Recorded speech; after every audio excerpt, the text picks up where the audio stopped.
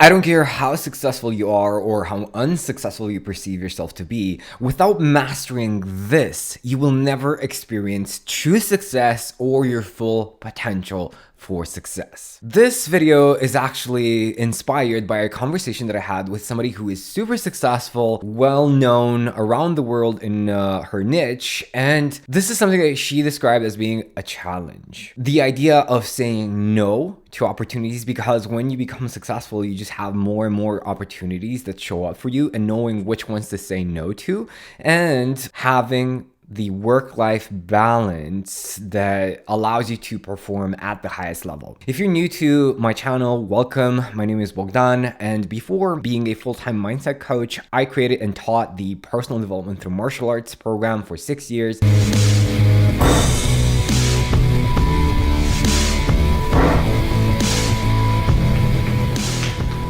Help hundreds of people master their mindset, become a lot more successful, attract amazing relationships, attract more money, and just enjoy more freedom and enjoy their lives a lot more. The idea behind not having work-life balance and not knowing which opportunities to say no to is something a lot deeper than most people like to admit. I mean, I can share with you productivity tools, or how to schedule your day, how to put the pros and cons of every opportunity, but that's all a result of your inner state, of how you feel inside. So if it's very difficult for you to say no to opportunities, or you have this sense of urgency of, oh my God, I need to do as much as possible. If I don't work today, I'm gonna miss out. My impact is not gonna be the same, or I'm not gonna make as much money if I'm not constantly working and constantly, in a sense, burning myself out. That comes from a deep-rooted state of guilt, of I owe something to the world. I need to save the world in a way. And you're afraid that if you take some time off, or if you're not constantly working in the business or on the business, depending on what level you're at with your business, you're afraid that you might fail in this big mission that you have, in this big responsibility that you have to, quote unquote, save the world. But the fact of the matter is that the world doesn't need saving. The world is already perfect just the way it is. And you might say, oh, what do you mean? There's so many wars, there's so many people suffering.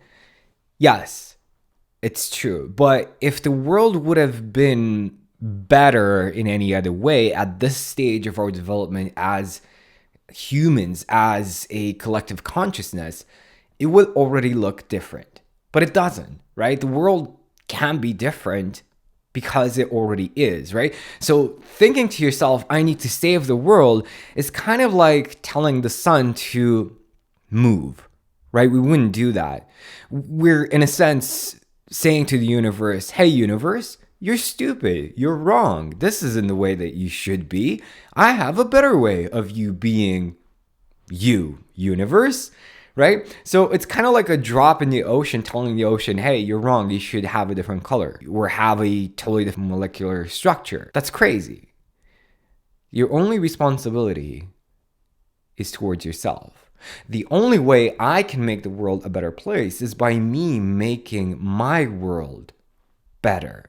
By me allowing myself to be in a state of peace more often with everything that's happening around me. And that includes the universe, that includes the world. And what happens really is this.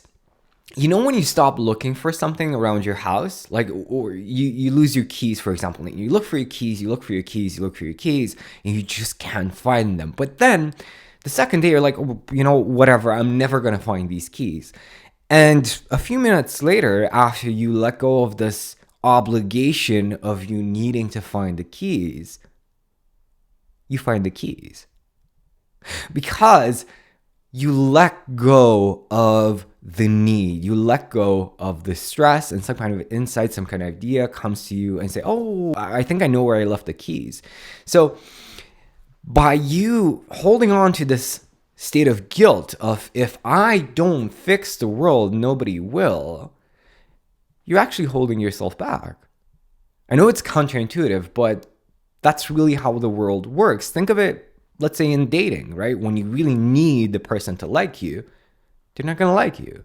When you stop caring if the person likes you, then they like you, right? This is something I struggled with for years to understand deeply.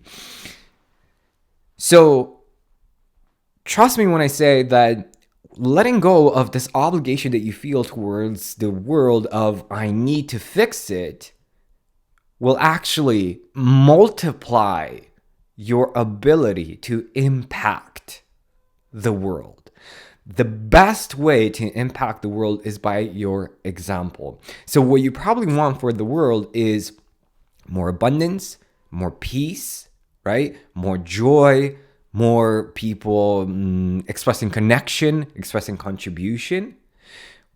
Well, you have to start with yourself, right? You have to give yourself that state of peace. You have to give yourself that state of abundance. And abundance is not just financial abundance. Abundance means being okay with what is, accepting what is, and loving the time you spend with your significant other, the time you spend with yourself, not working in the business, living in a state of being guilt-free.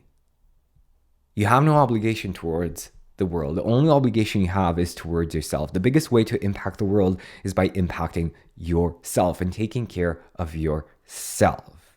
Once you understand that, I promise you that if your number one priority is being in a great state, you will find so many other ways to automate, to delegate, to attract powerful individuals that can have a bigger impact than you right now.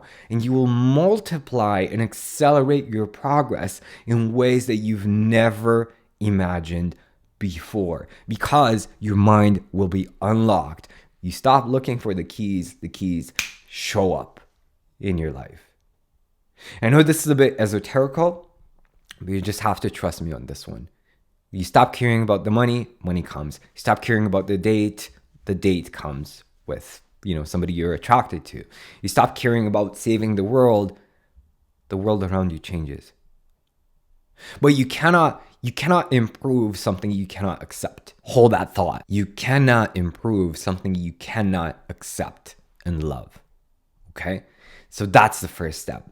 If you've enjoyed this video, check out this video on how to be burnout free as a powerful, ambitious entrepreneur. I think you really love it. And of course, absolutely give this video a like.